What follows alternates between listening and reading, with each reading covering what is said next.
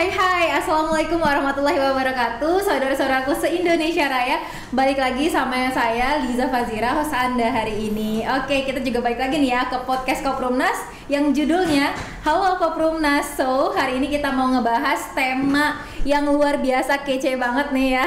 Dan ini pasti bakalan jadi inspirasi banget buat kita ya. Kita akan wawancarai salah satu dari tim marketing Koprumnas dan juga tim PIC-nya Koprumnas yang kisahnya luar biasa hebat. Jadi teman-teman yang nonton jangan lupa ya untuk di-like dulu videonya dan juga jangan lupa untuk di-subscribe ya, dan dibagiin link video ini sebanyak-banyaknya ke teman-teman dan juga saudara-saudara Anda semua. Oke, kita langsung bahas aja nih ya. Temanya itu adalah hijrah riba dan masuk Koprumnas merubah jalan hidupku. Wah, Masya Allah banget ya. Langsung aja kita sapa pembicara kita pada hari ini, yakni Pak Bayu. Assalamualaikum warahmatullahi wabarakatuh, Pak Bayu. Waalaikumsalam, Liza. Aduh, Masya Allah. Ini deg-degan loh diundang begini loh sebenarnya. Bapak kan udah biasa, Pak. Aduh, Masya Allah, sehat Pak Bayu. Alhamdulillah masih dikasih sehat ya Pak ya. Iya, betul. Bapak kemarin sempat ini juga ya Pak ya. Sempat ada ya keganggu sedikit lah. Nah, ya kan? Positif ya Pak ya. Tapi alhamdulillah kita semua yang ada di sini tetap jaga prokes ya teman-teman ya. Kita semua yang di sini sudah di swab dan sudah hasilnya negatif. Alhamdulillah teman-teman, walaupun sekarang lagi PPKM tetap dijaga ya prokesnya Pak Bayu ya. Sip. Oke Pak Bayu, kita langsung masuk nih Pak. Kemana? Kita masuk ke tema kita dong pastinya. Saya mau sharing-sharing nih sama Pak Bayu. Pak Bayu, saya kan kita udah cerita-cerita sedikit Pak, gitu. Dan saya speechless-nya lagi gitu ya. Saya selalu speechless sama bintang tamu saya nih pemirsa ya.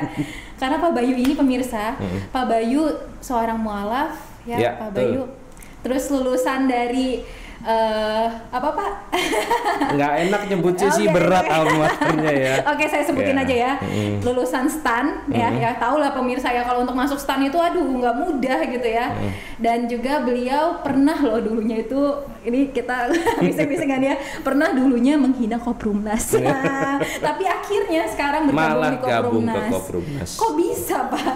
Kalau bisa saya bilang sih itu jalannya mungkin, Allah kali ya Pak ya. Iya, lebih tepat jalannya Allah. Mungkin jodohnya baru ketemu lagi ya kemarin tahun 2020 ya Mbak ya, Alicia gitu.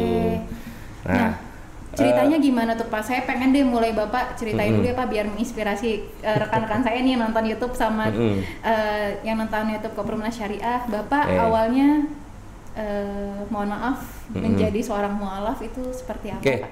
Jadi sebenarnya kalau dibilang mualaf ya, banyak orang itu bilang lu jadi mualaf karena mau menikah lah apa segala macam ya. Iya, biasanya gitu ya. Wajar, itu nggak salah.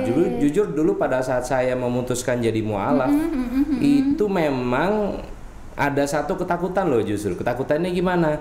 Ya tadi judgement gitu kan. Ya biasalah, Lis. Kalau misalkan lu karena mau gini-gini nih. Tapi jujur saya dapat kalau dibilang hidayah ya. Ada satu waktu itu saya ditugaskan di pekerjaan sebelumnya, Lis, di Solo kalau nggak salah. Solo itu kan bisa dibilang malah Nasraninya juga kuat ya. Tapi ada satu titik di situ saya malah sadar kok begini ya, mulai nggak nyaman kan. Di situ jadi istilahnya gini, kalau untuk jadi mualaf memang kalau kuncinya saya itu sempat setelah dari Solo saya itu belajar puasa, bayangin deh, puasa full seharian. Jadi sebenarnya kan kalau kita puasa nih kan, kalau untuk yang belum jadi muslim ya, itu kan juga kan ya nggak harus sampai full seharian juga kan. Iya, itu ada perkara lucu juga, Lis. Apa tuh, nggak tahu, pokoknya gini, hari pertama puasa saya bangunnya kesiangan. Oh gitu, jadi nggak sahur dong? Sahur. Oh sahur. Jadi mepet kalau nggak salah cuman setengah jam apa 15 menit gitu kan.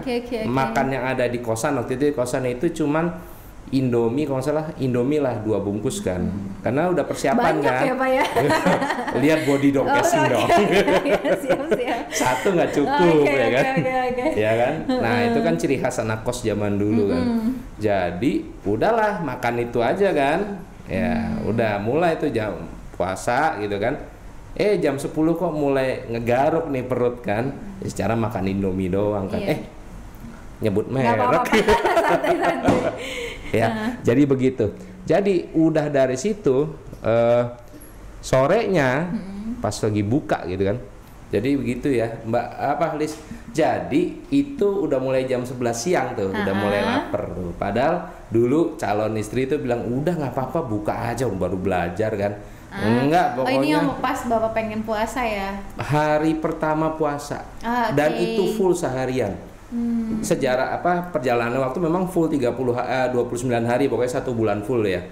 Jadi pas hari pertama sama kedua itu sejarah banget, saya inget tadi tengah siang kita jam 12 kan, OB-nya tuh nggak tahu, dia naruh tuh minuman gitu, "Pak silakan Pak." "Oh enggak Pak, saya puasa." Dia bengong, "Loh Bapak kan nggak puasa." "Lagi belajar Pak," gitu kan. "Oh ya udah." Sorenya mampirlah ke warung makan, Liz ya kan. Wow, namanya kalap kan, beli macam ya kan. Udah selesai makan, pingsan. Seriusan? Laparan lah. Ya sekarang gini, seharian kita cuman puasa kosong gitu kan. Maksudnya makan Indomie doang kan. Selesai makan, buka puasa gitu makan. Kebetulan teman satu kosan saya gitu kan, namanya, kalau boleh sebut nama, namanya dulu Domingus kan. Dia kebetulan juga keluarga dari campuran juga gitu kan. "Dom, gue mau tidur dulu Dom." Ya kan, ntar bangunin ya gitu kan. Tidur plek, tahu sadar jam 9 malam. Lo Mas bilang, "Kok lu nggak bangunin gue?" "Ya lu pingsan Bos." Nah dari situ akhirnya malam keluar nih, sore keluar beli makanan buat cadangan pagi kan, mau sahur. Sedihnya paginya disemutin. Ya Allah. Back again to Indomie. 2 hari tuh begitu tuh. Tapi apa Pak hikmahnya Pak dari setelah Bapak mencoba nih, mulai mencoba untuk belajar puasa awalnya ya gitu. Itu apa tuh Pak? Hikmahnya ya jadi lebih kalem sih. Oh, lebih kalem. Jadi kalem Bapak karena lapar. Oke. Tapi ada gak sih Pak momen dimana Bapak tuh kayak mutusin, gue mesti meluk agama ini gitu.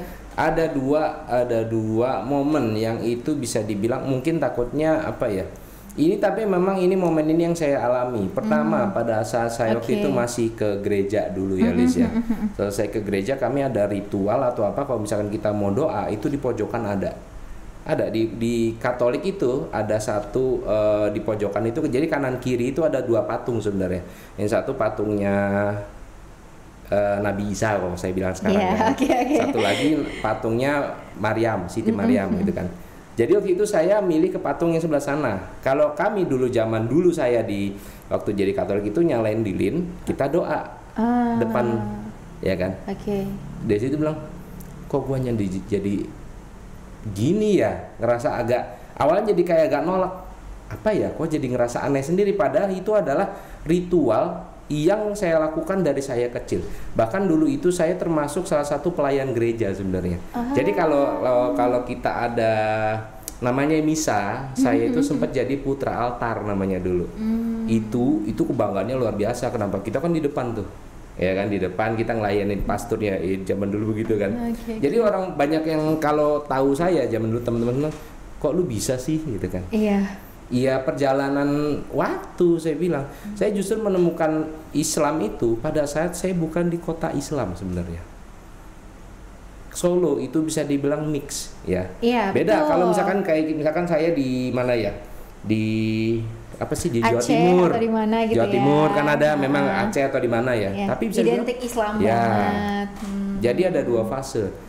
Saya merasa aneh sendiri, kok begini ya. Oke lah, dari situ saya udah malas mulai ke gereja, udah nggak mau gitu kan. Karena dalam hati itu bertentangan, kok saya jadi doanya ke makhluk ya. Ini patung loh, gitu kan. Sementara saya ngeliat dulu waktu masih ya pacaran gitu kan. Jadi calon istri itu bilang, "Ini gue mau sholat dulu ya." Nungguin gitu kan. Kok kayaknya mereka ngelihat 5 kali jalanin sholat itu kan sesuatu yang kalau bilang berat bisa jadi berat. Kenapa? Satu akan misal kita lagi asik dengar azan gitu kan, aduh harus berhenti dulu. Iya bener ya. Liza lagi asik-asik misalkan lagi asik bikin apalah kerjaan atau apa, diselak dikit. Ya itu mungkin untuk yang saya kadang-kadang pun sekarang ngalamin gitu. Sementara dulu namanya Katolik ke gereja itu cuma sekali hari Minggu. Itu juga kalaupun nggak ke gereja juga nggak apa-apa sebenarnya. Beda gitu. Kalau di Muslim kan kalau kita ninggalin sholat, ada konsekuensinya lah ya kan? Gitu. Kalau di Katolik nggak juga ternyata. Oh gitu. Iya, yang penting kita waktu itu bilang oke lah, mulai agak aneh kan, kayak skip. Habis itu saya dipindah tugas ke Pekalongan. Saya memutuskan akhirnya saya memeluk Islam karena saya nangis dengar orang azan. Nangis tuh Pak, beneran nangis? Ya nggak nangis, gitu enggak. terus nangis aja, maksudnya gini, gitu. dari dalam hati nggak kayak nasa, kok gue sedih ya, maksudnya sedih yang bukan sedih yang gimana, kok ada yang ngerasa nyes gitu loh, Lis. Orang ngaji sama orang azan, itu saya nggak tahu. Masya Allah banget sih Pak. Iya memang perjalanan, jadi lebih hebatnya lagi pada saat saya sudah pindah ke Muslim, itu pertama kali saya tuh mau sholat, kan masih malu ya. Bulan gitu. dulu di belakang kantor lama itu ada musola di belakang. Saya sengaja tuh nyari yang agak mungkin udah lewat dari itunya gitu kan, maksudnya kan azan tuh biasanya mereka langsung bondong-bondong kan. Oh Bapak setelah saya sengaja selesai. duluan, saya sengaja duluan wudhu dulu gitu biar nggak ditanyain kan. Saya sempat diem dulu, maksudnya wajar kadang ada ketakutan dulu gitu kan. Ntar ditanya macam-macam, enggak loh, mereka langsung meluk loh. Oh iya. Aduh itu pasti best moment banget gak sih Pak? Jadi gini, mereka nggak akan bertanya, lu kenapa jadi Muslim, lu kenapa jadi ini, karena kan teman-teman kantor itu pada saat saya jadi Muslim, saya nggak bilang apa-apa gitu kan. Memang abis itu diinterogasi sama bos ya kan, lu kenapa gini? Ya saya jadi Muslim Pak sekarang, udah gitu ya kan. Tapi momen yang paling enak adalah begitu saya habis ngambil wudhu, saya duduk di situ kan, saya nunggu dulu gitu kan. Waktu itu masih rajin lah. Sholat awal gitu kan. Udah habis itu dipeluk loh. Sama semua teman-teman tuh Pak? Iya, mereka nggak nanya, lu kenapa sekarang jadi Muslim, enggak. Selamat datang saudaraku gitu kan. Masya Allah. Iya. Tapi sampai detik ini pun saya ya sering lihat Pak Bayu nih, aduh Masya jangan Allah. Jangan disebut ya. Jangan. Iya, pokoknya luar biasa lah. Pokoknya kalau kita sebagai orang Islam nih pas ngeliat Pak Bayu, aduh insecure pemirsa. Berarti kan ini jadi jadi pelajaran ya buat kita yang Islam dari lahir, harusnya bisa memegang Islam itu sendiri lebih kuat nih gitu ya. Thank you loh Pak Bayu udah sharing-sharing ini ya. Nah terus Bapak kan ini karena kita topiknya nih Pak ya, kita back to topic gitu ya. Gak apa-apa, tadi itu luar biasa banget ya, kita banyak mengambil hikmah di dalamnya gitu ya. Bapak hijrah dari riba juga ya Pak ya. Iya. Zaman jahiliyah dulu, Lis. Gitu. Nah, itu prosesnya gimana tuh Pak untuk bisa hijrah dari riba, meyakinkan diri gitu. Siapin ini ya, tisu ya, Lis gitu. ya. Takutnya enggak, karena gini, Lis. Itu satu hal yang bisa dibilang gini, mungkin dulu saya mu'alaf itu ya benar yang saya alamin sekarang itu banyak orang bilang begini. Pada saat kita dibilang riba itu kondisional. Jadi begini, kalau nggak punya rumah dengan cara ngeplay di bank, kapan gue mau punya? Itu pikiran orang rata-rata Indonesia tuh Pak. Wajar, nggak boleh disalahin juga, karena memang sekarang fasilitasnya memungkinkan. Zaman orang tua saya dulu beli rumah itu adalah memang benar-benar pakai uang cash. Papa saya bisa beli rumah di Radio Dalam, yang orang bilang, orang kaya ya lu ya, karena waktu itu ada Pondok Indah kan. Enggak juga, karena papa saya itu dulu ya di kantornya ditawarin mau bentuk uang atau rumah. Tapi kan intinya apa? Itu uang sendiri kan. Betul. Dan sampai sekarang alhamdulillah memang rumahnya sudah dijual. Tapi kalau ngeliat perjuangan zaman dulu, punya rumah. Pada saat di prosesnya itu memang ada proses menunggunya, bener. Tapi nyamannya luar biasa zaman dulu, Lis. Begitu rumah ada jadi, udah itu kan rumah sendiri sebenarnya kan. Kita mau ngapain kayak di situ. Betul Pak. Kalau memang nggak bisa disalahkan juga karena sekarang semua serba instan. Iya, pasti kita pun kalau sebagai manusia normal nih ya pemirsa ya, pasti pengennya cepet dong, instan dong. Kayak gue pengen beli mobil gitu ya, elah cuman tinggal DP berapa puluh juta udah bisa dapat mobilnya dan tinggal nyicil dari uang gajian. Kan rata-rata berpikiran kayak gitu ya Pak ya. Tapi ternyata dalam Islam enggak, kebalik. Karena kita hidup di dunia ini cuman sementara ya pemirsa. Iya, jadi gini Lis. konsepnya riba itu, hukumannya akan kelihatan ada dua pilihan. Saya waktu pas lagi habis kena kasus yang riba itu, mulai disentil Allah ya, itu saya datang ke Ustadz, itu aduh bisa dibilang Ustadznya cuma bilang gini, saya bilang gini, Ustadz saya ini sudah diazab belum sih Ustadz, sebenarnya saya takut Ustadz, gitu kan. Bisa jadi ya, wih kalau cari di Google azab itu seperti apa, bayangin azab dunia, ya kan. Mungkin Mas Bayu yang sudah kena azab dunia, tapi hanya sedikit. Mas Bayu bayangin, Mas Bayu masih sempat bisa taubat sebelum nanti Mas Bayu nyawanya dicabut, belum sempat taubat. Mas Bayu pikirin deh. Jadi di situ bilang, oh iya, riba itu hukumannya bukan pada saat kita tanda tangan, ya, misalkan kita di approve. Waktu itu saya itu sebenarnya dulunya karyawan, Lis, ya kan, karyawan, istri juga bekerja, ya kan. Terus kami ngerasa mungkin udah waktunya punya rumah, karena waktu itu juga kan anak alhamdulillah udah jadi tabungan nih sekarang nih di akhirat kan, ya kan? Ya lagi nunggu Bapak di surga insyaallah ya Pak ya. Ya, tapi bisa dibilang itu kan gini, kita kayak mampu nih bayar DP mah ada gitu kan, nyicil 4 juta sanggup lah gitu kan. Karena dulu memang belum ada yang sistem syariah kan sebenarnya kan. Tahun syariah itu muncul setelah perumahan itu udah mulai susah penjualannya. Saya ingat banget waktu itu, jadi masih bank-banknya itu model-model lewat perbankan lah gitu kan. Nah jadi berproses itu saya juga keluar DP gede loh, 80 juta, suruh nunggu juga 2 tahun. 80 juta suruh nunggu 2 tahun instan, ya. Kata siapa instan? Nggak ada loh Pak. Enggak, ini pengalaman benar-benar. Saya masih pegang SPK-nya, masih ada. Saya nge-apply 2014, ya kan. 2016 baru dapat jawaban dari banknya. Dan itu prosesnya juga banyak bohongnya, Lis.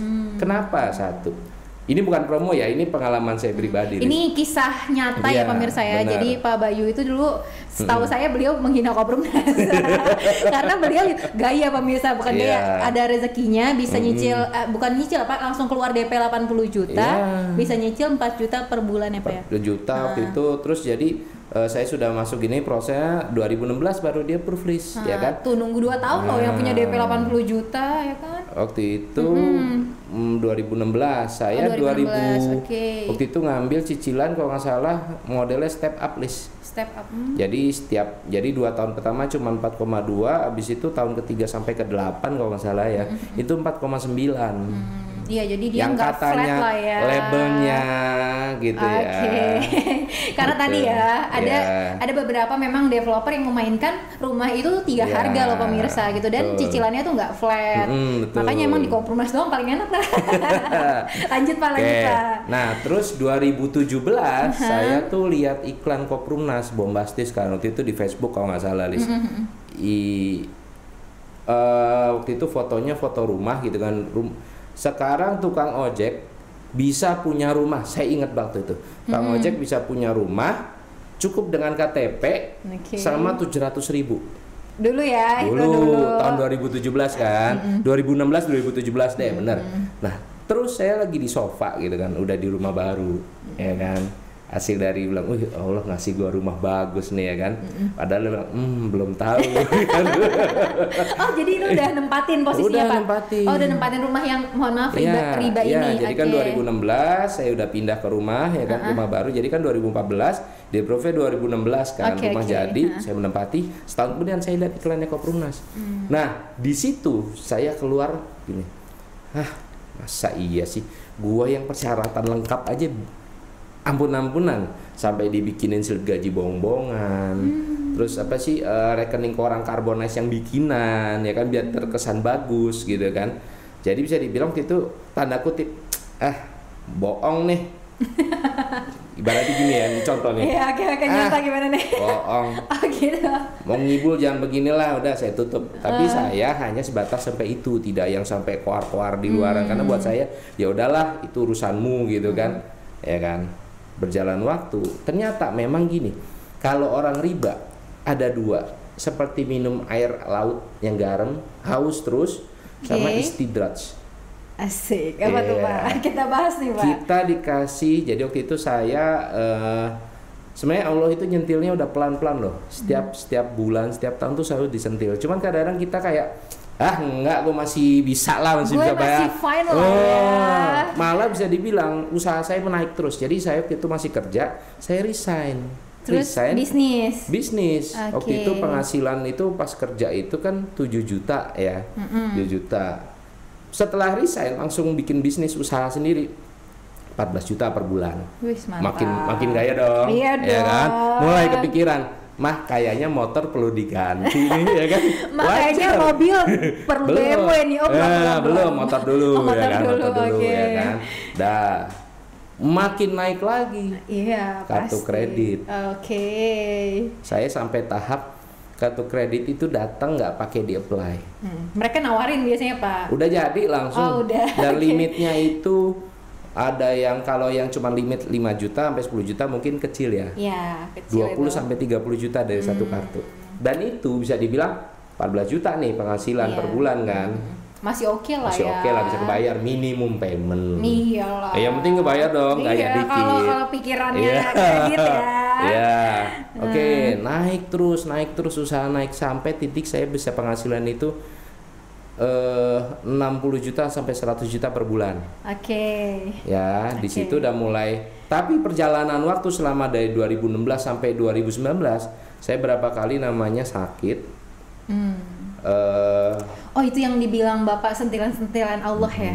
Oke. Sakit, terus sempat perjalanan waktu sempat usaha menurun tapi baliknya cepet. Pernah kebayang nggak Liza usaha satu gagal nih kan? Baliknya cepet. Jadi makin gaya dong. Iya, kayak ya udah gue. Oh, bener nih. Gitu. It's fine sampai dalam tahap gitu. Ya memang harus belajar agama begini. Jadi nih, lo oke nggak apa-apa saya pakai riba pagi, yang penting saya sedekah untuk ngebersihin harta, padahal nggak juga. Itu enggak ya? Enggak ya, maaf ya, itu dicatat itu enggak ya. Itu namanya apa ya? Pembenaran untuk diri sendiri. Padahal Allah menerima harta yang bersih. Betul. Allah kan menghalalkan jual beli dan mengharamkan riba. Dan itu udah jelas banget di Al-Baqarah ya, Pak ya. Oke. Jadi Bapak yang mana tuh Pak tadi dari 2 sentilan itu? Ada satu titik saya itu sebulan sempat bolak-balik ke rumah sakit. Ya, bayar dokter sampai terakhir saya itu sentilan paling hebat ada 2 list. Jadi tahun 2019 saya itu masuk rumah sakit list dehidrasi parah. Jadi bisa dibilang udah antara hidup sama mati tuh. Oke. Iya, dikasih sembuh juga sih sama Allah kan. Alhamdulillah. Bayar rumah sakit pakai apa boleh tahu? Apa Bapak? Gesek. Oke. Pokoknya saya dulu tim gesek lah ya kan. Oke, udah dari situ bilang itu sentilan parah itu. Berikutnya ternyata lebih hebat lagi. Saya inget habis lebaran tahun 2009 Lis. Ya, 2019 goyah langsung. Usaha saya nggak tahu kenapa goyah. Bener-bener down. Bayangin, Liza pegang penghasilan 60 juta. Ya, oke. Ya. Pak, 60 juta kan, maksud iya sih nggak bisa bayar utang. Ingat, namanya riba seperti kita minum air laut. Kita nggak ngerasa. Itu Allah pelan-pelan. Namanya rezeki yang nggak halal pasti diambil. Iya. 60 juta logikanya harusnya nggak punya utang dong. Iya. Tapi karena kita pakai banyak kredit, kita bayar bunganya lah ya. Bayangin saya harus bayar rumah sakit sampai 30 juta. Uang cash kepake, sisa kartu kredit dong. Gesek lah. Bulan depan kan harus bayar. Jadi riba itu ibaratnya gini. Untuk yang masih nggak percaya dengan riba, mohon maaf, Anda jangan cari mati. Bayangin usaha yang saya saya bangun dari 2016 sampai 2019 Lis, rumah, motor, mobil, ya kan, jalan-jalan setengah saya gitu kan. Dan waktu itu ya saya nggak berani keluar sih, paling ke Bali gitu kan, ke Bali, ke Jogja. Intinya apa? Lu dapat semua deh yang lu mau. Tapi Lisa kebayang nggak enak gitu kan, punya rumah gitu kan, punya mobil ya kan, kerja di rumah Lis. Iya. Di rumah dibilang itu udah ini banget lah ya, zona nyaman banget lah ya. Tapi saya lupa. Saya sudah disentil begitu banyak, masih mencari pembenaran. Jadi 2019 bulan, pokoknya lebaran deh, hancur semua. Hanya 3 bulan yang saya kumpulkan semua habis. Tuh. Habis. sampai saya waktu itu sisa terakhir mobil itu terakhir bulan apa ya, September, Oktober, November, Desember ya, September ditarik. Pada itu terakhir sisa saya punya barang untuk saya cari rezeki. Saya muter tuh Grab, ya pokoknya taksi online lah. Ya, itu nanti gitu. Iya kan? Oke. Ya. Tapi memang jadi bilang gini, saya biasa nikmat kerjanya gitu kan. Tapi kalau Allah udah bilang waktunya lu diambil, selesai. Betul. Ya. Lu mau punya apa list gitu kan? Lu taruh di hati, lu sakit jiwa lo. Bayangin, lu punya sesuatu nih. Lu punya sesuatu mobil deh, atau misalkan lu punya handphone deh. Tapi itu handphone lu taruh di hati, HP lu kebanting aja, nangisnya luar biasa.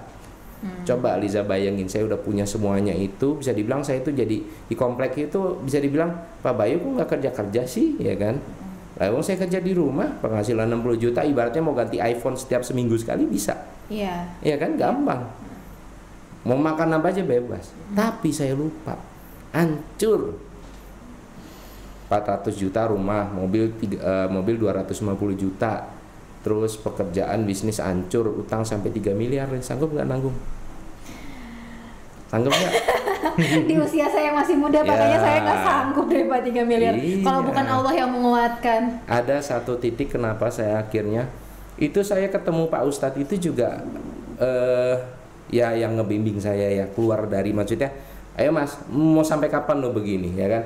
Saya itu lagi di daerah Bogor, ya daerah Bojonggede deh. Jadi kalau di Bojonggede itu kalau di stasiun kereta nyebrang itu kan ada namanya perumahan Gaperi. Mungkin lo untuk orang Bojong tahu deh Gaperi, ya kan. Jadi di Gaperi itu kalau itu kan modelnya berbukit ke atas gitu kan. Ada satu jembatan gitu kan. Saya lagi berhenti di ruko, saya diteror sama ya begitu yang bisnis yang dulu gitu kan. Yang hancur itu ya kan? Debt collector? Bukan. Oh bukan. Pokoknya partner bisnisnya. Oke, sip. Ya kan, gitu. Lu pokoknya udah nggak tenang dong. Iya Pak. Saya itu selesai. Oh jadi saya ingat kalau salah jam 5:30 sore kan. Kayak saya putuskan oke lah, saya balik aja lah, percuma. Tapi nyetir mobil dalam keadaan lu gamang, Lis, ya kan? Kanan kiri jurang, Lis. Lu ada masalah segede gitu. Utang lu 3 miliar. Rumah lu udah mau kesita, mobil udah bulan depan udah diangkut, ya. Terus lu pulang ke rumah nggak bawa duit. Intinya apa? Pilihan jalan singkat apa? Bunuh diri dong. Kalau yang nggak punya belum, itu namanya hidayah kalau orang bilang. Iya. Lu bayangin nih, gue nyetir mobil Lis gini kan. Belok kiri, belok kiri, selesai masalah gue di dunia.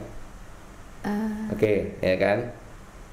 Selesai, tapi dosanya nggak hilang-hilang kan? Yeah. Dosa orang bunuh diri apa Lis, ya kan? Yeah. Udah gitu bunuh diri korban riba lagi. Ya kan? Selesai double tuh. Selesai ya kan? ya. Nah, oke. Jadi akhirnya apa? Udah sempat agak ngebalikin. Oh, udah deh, saya lurus aja deh. Sampai masjid ada satu merbot gitu, negor saya.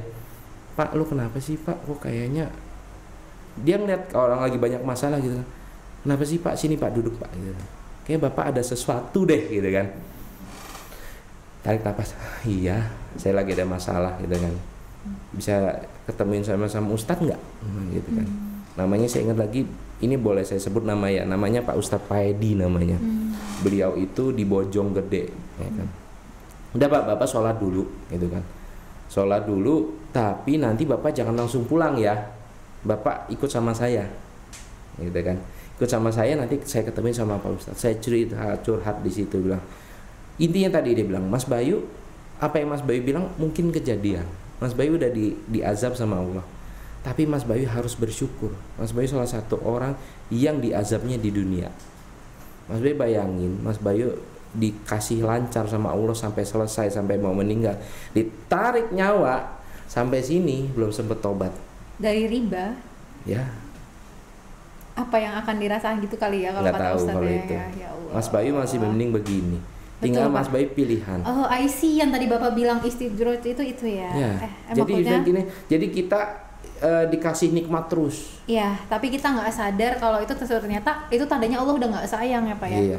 Allah tuh kan kalau mau, jadi gini, mudah-mudah mungkin ini entah benar apa enggak penafsiran saya, tapi dibilang gini, kalau kita melakukan suatu kesalahan Allah dan tegur. Allah tegur sedikit, kita masih bandel ya kan, oke, sama Allah diulur dulu, dikasih nikmat lagi. Tadi saya bilang, begitu saya approve rumah, tanda tangan, kok bisnis makin naik ya, penghasilan makin banyak ya, kartu kredit gampang, apa-apa gampang, penghasilan dari cuma 7 juta 14 juta jadi 60 juta per bulan, itu kalau bukan nikmat luar biasa kan. Iya. Harusnya di mana-mana kalau kita ngelakuin salah biasa langsung dihukum, tapi ini Allah tuh nyentilnya halus ya. Ini jujur saya merinding ingat. Beneran. Gak apa-apa, saya juga ikutan merinding loh Mas, serius ya Allah. Jadi gini, konsepnya riba itu adalah abstrak. Kenapa? Kita akan menikmati dulu. Ya. Jangan salah. Konsekuensinya ada. Sekarang cuma saya mau tanya nih untuk yang masih di luaran. Anda mau selamat dunia apa akhirat nggak? Itu aja. Ya. Oke. Itu saya inget banget. Nah ini saya lupa ceritanya. Jadi sekitar beberapa bulan sebelum kejadian bisnis saya hancur, saya ada satu mimpi yang saya sampai sekarang baru tanya, oh mungkin ini maksudnya Allah nih. Apa tuh Pak? Saya mimpi saya azan jadi muazin ya, dan di situ suara saya merdu banget. Tapi waktu itu saya masih bergelut dengan dunia yang seperti itu. Bilang, kok gue mimpinya jadi muazin sih? Azan itu berat loh. Artinya apa? Akan lo selalu datang lebih di awal sebelum orang lain sholat. Sebelum sholat, iya. Muazin sholat subuh. Dan situ saya azan. Lebih azannya lagi ya. Azan bisa bilang, oke, apa ya? Oh ya mungkin begitu. Kalau mau dihubungkan bisa. Artinya apa? Mungkin Allah mau mengubah saya dari seorang pendosa jadi lebih baik. Tapi prosesnya yang sakit yang harus saya alami. Bayangin waktu itu saya setelah kejadian hancur begitu, nih makan nih ya sama istri ya, beli bakso yang buat digoreng gitu kan, di pasar deh, pas ada duit gitu kan, jual barang aja udah. Ini nggak punya apa-apa lagi, ya kan? Bakso bagi 4, jadi ada 4 bakso gitu, jadi kan satu plastik itu isinya 20 kalau nggak salah. 20 berarti kalau dibagi 4 berarti bisa 5 kali dong. Bagi 4 bagi 2. Dan kita nyetoknya bakso nugget gitu kan sama sambal. Bisa hidup. Tapi dengan keadaan yang pusing luar biasa. Coba Liza nikmat nggak? Biasa hidup nikmat gitu ya. Itu pasti challenge banget sih Pak. Satu yang saya syukuri adalah Allah tidak mengambil rumah tangga saya. Bener ya?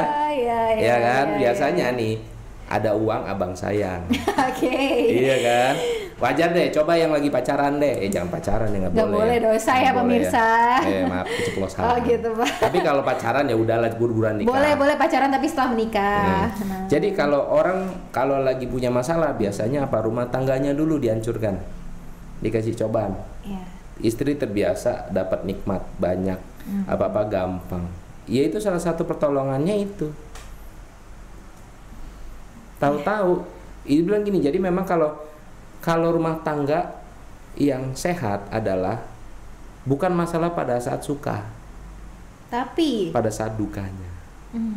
Coba bayangin penghasilan segitu banyak, istri ikut harus menanggung beban yang saya tanggung. Dan alhamdulillah kami bisa berjalan sampai sekarang. Alhamdulillah, kita doain ya semoga rumah tangga Pak Bayu sama yang lagi nonton YouTube ini sama Allah selalu ya. Tapi amin, yang penting tadi saya bilang, amin. Riba kalau Anda masih mau ambil itu pilihan, silahkan. Silahkan ya Pak. Saya hanya bisa bilang Anda mau sampai kapan?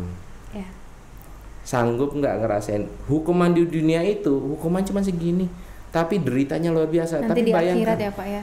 Saya posisi saya adalah orang banyak bilang ke saya, baik kok lu bisa sih nanggung segitu banyak masalah, dikejar-kejar 3 miliar, rumah mau disita, mobil disita, ibaratnya nyaris jadi gelandangan loh. Kami ada satu titik setiap hari itu ke masjid, ngapain? Menghindari debt collector. Tapi memang sekalian mau sholat juga sih, tapi maksudnya sampai gak berani pulang. Iya Pak, I see lah. Ya, boro-boro, ini buka jendela ya, gak jadilah gitu. Iya. Jadi gitu Les. Nyiksa banget ya Pak ya debt collector itu ya. Sampai sekarang apakah hutang-hutang saya sudah lunas semua? Ya saya bilang memang belum lunas, tapi saya berusaha. Insya Allah Allah kasih jalan, Insya Pak. Allah, Insya itu Allah. aja. Makanya saya ketulahnya ya, tadi saya bilang setelah perjalanan waktu saya ketemu lagi Kopurnasas, ada dua momen. Itu saya lagi buka Facebook gitu kan, iseng-iseng lihat ya kan, iklannya Bu Putri saya lihat tahun 2019, dicari tanah lahan untuk Kopurnasas, ya kan. Nanya ya kan, iseng namanya, nggak ada kerjaan ya kan, gitu. ya kan. Udah waktu itu iseng aja deh, ini dengan ininya langsung apa yang bertanggung jawab gitu. Iya saya ininya lah orang Kopurnasas ya gitu kan. Nggak taunya kan ya begitu, Bu Putri adalah yang mengundang. Iya. Okay. Nah terus 2020 saya selesai sholat subuh, Lis, saya lupa bulannya. Saya masuk kan bulan Juli, berarti sekitar bulan April, Mei, Juli. Mei. Jadi saya tuh sempat mau punya pekerjaan tapi kena lockdown, batal lah. Dan pekerjaan saya itu tadinya saya mau diterima di suatu sekolah PAUD gitu, tapi yang kurikulum internasional kan. Ya udah usia 37 siapa yang bisa terima sih pekerjaan? Karyawan loh usia 37 loh, ya kan. Saya sudah hampir diterima, Lis, di situ, Lis. Nyata kena lockdown dan alhamdulillahnya habis itu berapa bulan kemudian cabangnya ditutup. Padahal saya suruh pegang cabang di situ. Oke, ya kan. Lagi-lagi tuh jalannya Allah tuh ya Pak, kita nggak ada yang tahu. Terus ketemu Kopurnasas, oh belum? Udah gitu saya sebulan kemudian saya lagi iseng lagi ngeliat Mei deh, bulan Mei saya lihat iklan gitu di abis sholat subuh random aja main Facebook gitu kan. Dibuka lowongan di Kopurnasas, dicari ini. Udah saya masukin itu ya kan. 3 hari doang prosesnya. Langsung ya Pak ya? Langsung, instan. Tapi perjalanan waktu siapa yang tahu? Saya ketemu Kopurnasas 2020. Lucunya rumah-rumah yang dulu saya hina-hina ya kan, itulah iya. Saya hina-hina 2020 saya serah terimain tuh, nih Pak silahkan Pak rumahnya ditempati. Dan saya saksi matanya pemirsa. Iya waktu itu Lisa baru masuk ya kalau nggak salah ya. Serah terima kunci jonggol ya, nah gitu ya. Oke. Dan ternyata gini, kalau kita bekerja atau berusaha dengan jalannya Allah, apapun jadi. Contoh, sekarang dengan dulu 60 juta, dengan sekarang misalkan nggak nyampe segitu. Ya istilahnya kalau boleh buka-bukaan nih ya, kita biasa di atas di bawah, nikmat dong harusnya yang ini kan. Tapi nggak juga loh, ini lebih tenang. Rezeki ada aja, Lis. Ternyata memang dana halal itu memang bikin tenang ya Pak ya. Mungkin kita terima cuma 1 juta 2 juta misalkan begitu ya. 1 juta 2 juta orang bilang, wah kok saya kayaknya nggak cukup nih hidup di Jakarta. Iyalah, dengan segitu tentu nggak cukup misalkan, pemirsa, misal ya. Contoh, 1 juta 2 juta atau 5 juta misalkan. Gitu. Tapi kok yang halal malah cukup ya? Ya. Jadi riba itu. Dan 60 juta terasa kurang ya Pak ya? Kurang. Biasanya kalau 60 juta harusnya punya duit banyak dong. Tapi ya itu riba. Riba itu abstrak. Ya, duit panas nggak juga kelihatan, lah ya. Bener. Kita cuma terima barang, oke nikmat. Tapi nggak ngerasain uang itu perginya kemana ya nggak sih Pak? Gitu. Jadi untuk yang masih coba-coba nih, saya cuma bilang, Anda mau sampai kapan? Ya. Gitu kan. Mau sampai kapan pemirsa? Ini ditanya sama Pak Bayu ya. Makanya kenapa kita selalu bilang siapapun Anda di luar sana gitu ya, yang pengen terhindar dari dosa riba dan lain-lain gitu ya, atau mau edukasi, pengen dapat pencerahan atau apa, memang hidayah itu datangnya dari mana-mana ya Pak ya. Tapi kalau Bapak Ibu datang ke Kopurnasas nih ya, nanti bisa langsung ketemu Pak Bayu ya Pak Bayu ya. Pak Bayu setiap hari ada di kantor gitu ya, sharing-sharing gitu. Insya Allah ada jalannya pemirsa gitu. Dan kita malah lebih seneng kedatangan orang-orang seperti itu ya Pak Bayu ya. Jadi karena akan punya daya dan semangat juang yang luar biasa. Ya nggak Pak? Jadi saya itu sering ketemu orang-orang korban. Korban riba gitu. Ada pengalaman gitu Pak, ketemu sama konsumen yang apa dia nolak, apa dia kayak malah terharu gitu. Jadi ada satu yang ini saya itu waktu itu saya inget waktu itu tamunya Bu Putri waktu itu. Tamu Bu Putri, Dia datang ke saya di lantai bawah deh kalau nggak salah di gedung ini. Dia nangis Mbak, Lis, dia nangis. Dia nangis di bawah, Bu. Kok udah nangis, ada apa Bu? Gitu kan? Kayaknya takut ketemu Pak Bayu Pak. Enggak dong. Enggak. Terus kenapa tuh Pak? Nangis. Loh Bu, kenapa kok nangis gitu kan? Iya Pak, saya mau punya rumah. Oh ya sudah, ayo Bu, saya bantuin. Tapi kenapa Ibu kok tiba-tiba nangis? Saya nggak bisa punya rumah Pak. Loh, kenapa? Iya karena data saya itu by checking saya kenapa? Loh, saya nggak bisa punya rumah gara-gara 500.000. Saya bingung, kok 500.000? Ternyata data dia itu dipinjam sama temennya. Apa? Pinjaman online. Astagfirullah. Jadi temennya itu cuma minjem kalau nggak salah kan ada yang 1 juta, ada yang berapa lah ya. Sekarang kan banyak lah. Nggak bertanggung jawab lah orangnya, kabur.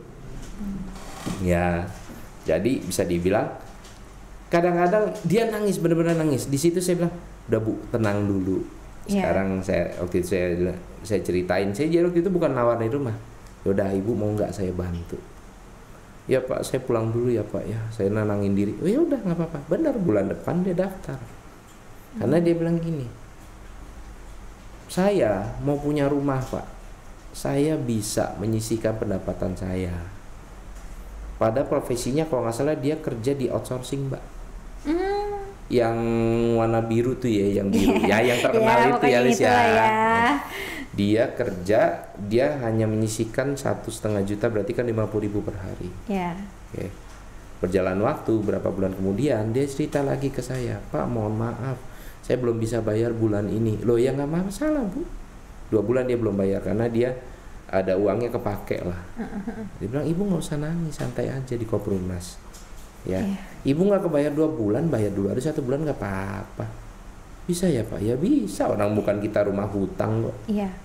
Karena di sini konsepnya tadi ya Pak Bayu ya, kita nabung rumah pemirsa gitu. Makanya ketika kita rezekinya lagi Allah uji gitu ya, nggak jadi masalah. Bahkan nggak ada dendanya ya Pak di Koprumnas ya. Jadi Koprumnas itu melawan semua logika, Lis. Betul.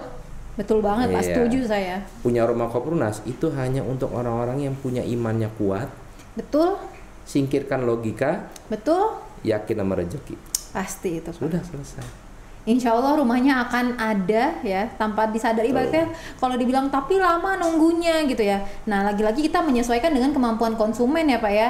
Kalau mau ready rumahnya sebenarnya bisa di Koprumnas. Ya jadi tapi saya bilang gini, rumah di mana-mana sama. Harus nunggu nggak sih Pak? Nunggu. Tadi yang Bapak bilang loh 80 juta ya. Jadi gini, kalau untuk rumah-rumah Koprumnas ya, itu adalah kenyamanan yang kita punya. Betul, karena kita namanya nyicil rumah ya pemirsa ya. Kita nggak ada dana cash, mau beli cash rumah, nyicil rumah kan puluhan tahun. Udah deh ikutin orang tua zaman dulu lah. Mereka punya rumah juga kemampuan sendiri. Betul enak Pak. Kok gitu. Intinya nggak ada kayak tiba-tiba dilelang gitu aja, diusir kayak di developer sebelah ya Pak. Betul. Kita nggak ada yang seperti itu insya Allah. Karena semua pembangunan kita, saya tekankan sekali lagi ya pemirsa ya, semua pembangunan kita tanpa dana bank sama sekali, sepeser pun kita nggak ada gitu. Malah kita dikejar-kejar bank biar jadi nasabahnya mereka ya Pak ya, biar nyimpen dana di sana. Karena dengan udah puluhan ribunya konsumen kita ya Pak ibaratnya ya. Konsep Koprumnas kan riba is haram. Ya, riba is haram. Ini bukan ketawa karena apa ya? Karena ya banyak sebagian yang memang menyepelekan yang seperti menyepelekan riba. Silakan Anda menyepelekan riba. Nikmati aja hasilnya, silakan. Ya. Tapi ini sudah berdasarkan fakta. Ya Allah ini panjang banget nih ya cerita kita. Banyak banget nggak sih pemirsa ngambil pelajaran dari Pak Bayu? Ya, mudah-mudahan. Ya Allah, Pak Bayu, harapannya Pak untuk Koprumnas? Saya sih jujur kalau Koprumnas ya, saya cuman selalu titip pesen gitu kan. Yuk kita sama-sama menghindari riba. Udah intinya gitu. Koprumnas itu memang benar menghindari riba. Iya. Rumah insya Allah kebangun. Karena apa? Kalau kita menghindari riba, pertolongan Allah tuh di mana-mana. Pasti. Betul. Datang dulu ke kantor, nanti kita kasih tahu ya kita udah ada di mana aja. Lokasi kita udah 30 lokasi loh se-Indonesia Raya. Ya termasuk Pak Bayu ini juga PIC nih ya. Tim PIC megang daerah Balikpapan, Palangkaraya, Martapura, Maros. Apa tuh Pak poinnya? Singkat-singkat aja boleh Pak. Karena nanti biar penasaran kan pemirsa, nanti langsung bisa ketemu Pak Bayu. Jadi gini, itu semua IMB udah ready. Wih mantap dong. Semua pembangunan Koprumnas emang harus IMB-nya ready Pak? Iya dong. Biar rumahnya aman. Oh gitu. Oke. Nggak mau kan rumahnya disita kan? Nggak mau. Nggak ada IMB-nya. Nggak mau. oke. Jadi gini, kalau selling point ya sebenarnya rata-rata kalau saya bilang gini, kalau kayak contoh di Palangkaraya itu kan di pusat kota Mbak. Ya kalau bisa bilang pusat kota. Kayaknya udah pembangunan juga ya Pak di Palangkaraya? Sudah, Palangkaraya sudah pembangunan. Oke, alhamdulillah ya. Bisa dibilang gini, kalau namanya pusat kota ya fasilitas pasti lengkap lah ya Mbak ya. Jadi kalau kayak Balikpapan itu kan dekat sama jalan tol yang Samarinda Balikpapan. Oh mantap. Terus kalau misalnya di Balikpapan Pak juga udah pembangunan kan saya tahu. Udah serah terima kemarin. Udah serah terima kunci lah. Iya. Barakallah ya yang udah ngambil di Balikpapan perumahan Koprumnas. Betul. Apa tuh Pak selling point-nya? Ya tadi bisa dibilang gini, kalau ada satu institut konselor teknologi di Balikpapan juga ada. Terus kalau untuk rumah sakit apa segala macam pasti ada. Ya karena kita juga lokasinya nggak mungkin yang nggak strategis ya. Nggak jelekan lah, ya kan. Kalau di Maros itu memang kan di jalan raya ini porosnya Maros Makassar ya. Jadi kalau dari pas saya ke sana, kebetulan saya punya saudara ipar di sana gitu kan, orang Makassar, dia bilang itu termasuk bagus Mas. Kenapa? Jadi kalau di Maros sama di satu lagi saya lupa di Palopo atau siapa gitu, saya lupa daerah Makassar lah ya. Jadi memang daerah Maros itu kalau dari Maros ke Makassar bisa dibilang jalannya itu mulus karena jalan raya provinsi. Oh, jadi enak banget lah ya ngambil di Maros. Satu lagi Pak yang di Martapura. Ini Martapura ya. Saya waktu pas kesana itu, jadi sekarang saya kerjanya jalan-jalan Mbak. Ya kan enak banget ini jalan-jalan kita ya Pak ya. Okay. Jalan-jalan juga ngecek ya ke sana. Jadi waktu itu saya bikin video, saya merekam dari bandara Banjarmasin di Banjarbaru ya. Jadi Banjarmasin kan dipindah ke Banjarbaru bandaranya. Itu sebenarnya dari bandara ke lokasi rumahnya hanya sekitar 20 sampai 30 menit. Bandara loh. Terus enak banget Pak. Pusat kotanya untuk daerah sekitar situ kan di Banjarbaru. Mungkin orang Kalimantan Martapura paham nih, Banjarbaru ya kan. Situ ada Universitas Lambung Mangkurat, pusat pendidikan, pusat pemerintahan. Intinya hanya 10 menit. Nggak macet loh. Keren. Sana itu nggak pernah macet. Dan pada saat waktu itu ada banjir besar di Kalimantan Selatan, Martapura kering, nggak kena banjir. Alhamdulillah ya Pak ya. Ya gitu ya, tanah-tanah di kita tuh kita nggak asal beli aja pemirsa. Kita juga pasti melihat apakah lokasinya strategis gitu ya Pak. Karena kita nggak pengen ngasih yang apa ya Pak ya, kayak ibaratnya asal bangun lah ya gitu. Karena kita niatnya tadi pengen bantu bikin rumah dan juga pasti kita carinya yang bagus lokasinya, insya Allah. Oke deh Pak Bayu, aduh Masya Allah banget nih Pak Bayu cerita-cerita kita. Ambil pelajarannya. Insya Allah banyak banget Pak ini pelajarannya. Jangan deh kita coba-coba riba. Nikmatnya hanya sebentar. Ini pelajaran berharga buat kaum milenials ya yang mungkin tadinya udah pengen deh gitu ya. Oke deh ya. Mungkin itu Pak Bayu. Apa ya, selain Bapak Bayu kan tadi udah cerita-cerita tentang Koprumnas dan lain-lainnya, menyampaikan kesan bahwa riba itu ya jangan deh sekali-sekali ya Pak ya. Pak Bayu ngajak dong pemirsa yang di sini untuk datang ke kantor kita. Jadi gini, untuk teman-teman kawan-kawan yang lagi cari rumah ya. Rumah itu adalah pilihan kita sampai nanti kita meninggal di situ. Amin. Ya. Pilihannya kalau secara duniawi ada dua, riba dan dengan cara kita usaha sendiri. Sama-sama dapat rumah, iya bener. Bedanya adalah yang ini halal, yang riba haram. Jadi kalau kita belajar agama, di dalam Al-Quran ditulis Allah sendiri yang ngelarang kita pakai riba. Kalau masih ada yang dengan bangganya bilang saya ditembusin by checking, saya ditembusin perbankan, saya hanya bilang satu, Anda masih takut gak sama Allah? Beli rumah lakukanlah dengan cara tanpa riba. Insya Allah Koprumnas bisa bantu. Masya Allah ya, nanti bisa langsung ketemu sama Pak Bayu. Kantor kita ada di Graha Koprumnas Jatinegara, udah ada di Google Maps ya, tinggal dicari titiknya udah pas di sesuai titik ya. Mungkin itu Pak Bayu bincang-bincang kita hari ini. Alhamdulillah ya kita bisa ngambil banyak pelajaran dari Pak Bayu. Buat teman-teman yang kepo dengan Koprumnas bisa ketemu dengan Pak Bayu di Graha Koprumnas Jatinegara. Lagi-lagi saya ingatkan, jangan lupa juga ya untuk di like video ini. di subscribe dan juga jangan lupa untuk di share sebanyak-banyaknya ke teman-teman yang pengen punya rumah. Karena kita ada program bisnisnya juga ya Pak Bayu ya. Nanti akan dijelasin sama Pak Bayu ya di kantor. Terima kasih Pak Bayu udah datang ke podcast kita. Jangan bosan-bosan ya Pak untuk bagi-bagi ilmu, terus ngajak orang untuk bisa hijrah dari riba. Betul. Masya Allah. Oke Pak Bayu, Assalamualaikum warahmatullahi wabarakatuh. Waalaikumsalam. Terima kasih yang sudah menonton videonya. Sampai jumpa di podcast selanjutnya. Oke. Thank you Pak Bayu. Lebih santai kan? Iya.